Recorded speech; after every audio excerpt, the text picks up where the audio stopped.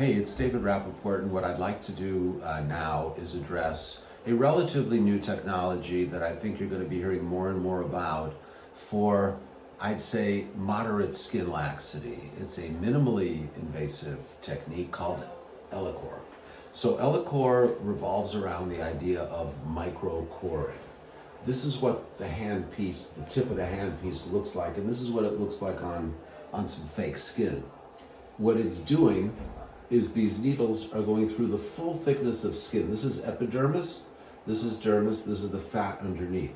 So they're going through the full thickness of skin, and the way they're designed, they have a little hook that when they retract, the needle goes in, and when they retract, they pull out the entire core, okay? This is a cold device. There's no heat, there's no energy. The only electrical thing is what's making the needles go in and out of the skin. That's really important because by being cold, you don't have any of the issues that heat causes, the heat-related potential burns, potential hyperpigmentation. It's cold.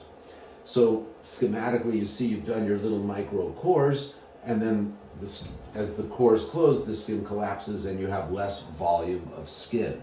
This is all based on a professor at Harvard recognizing that he was able to monetize the fact that when you make a hole in the skin that's less than 0.4 of a millimeter in diameter, it closes without a scar.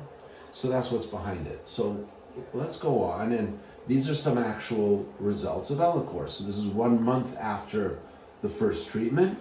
You see it's not a radical change, but things are definitely improved. And this is 2 months after a second treatment. Not me, not our patient, but you see real results. This is a treatment that works. Let's move on. This is an actual patient of ours, and this is the downtime, and this is what the price you're paying to have this treatment. So this is done under local anesthesia. These holes are made. There isn't much bleeding, but this is like, you can see that there was blood involved. So this is immediately after. This is about a week after. And this is 3 months after. So you don't even really see pink. This patient has light-colored skin, which is safer for this procedure, minimizes the risk of pigmentation coming afterwards. Next, we've generated, these are AI-generated images that can show you what can be expected as a typical result.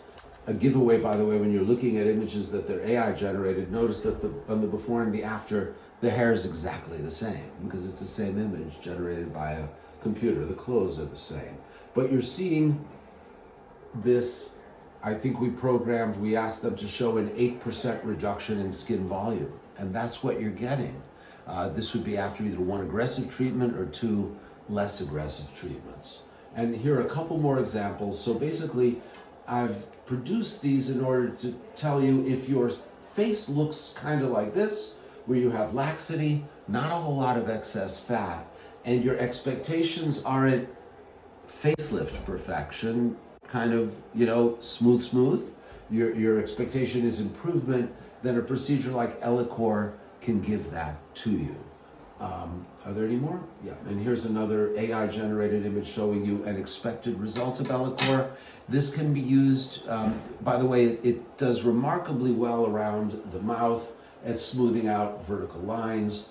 And it can also be used for crepey skin above the belly button, crepey skin above the knees, crepey skin of the arms, anywhere you have that moderate amount of laxity, something that we would assess that soft wave might be a little too, not strong enough to give you as much results as you want.